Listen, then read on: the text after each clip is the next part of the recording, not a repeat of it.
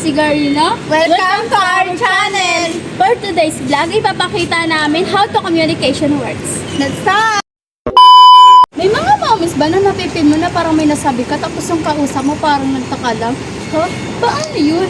Oo, tapos ikaw na lang yung na-stuck. Ha? Paano ko ba sasabihin ito ng tama?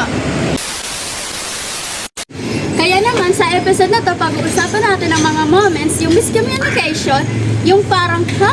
Bakit ganon? At paano maiiwasan natin ang mangyayari sa future conversation natin? When? Hindi nga! Oo, kasi minsan, mas magaan ang buhay kapag may maayos na conversation. Kim, paabot nga ng ballpen. Ha? Hawak mo na yung ballpen? I mean red ballpen. Ay, lesson learned. Next time, dapat klaro na.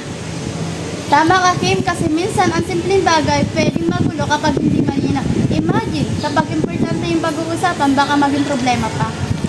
Oh, mga kabarkada, ganyan ang halaga ng clear communication kahit simpleng ballpen lang. Kaya, isipin mo na bago magsalita para less misunderstanding mga kabarkada. Sana may natutunan kayo today about communication.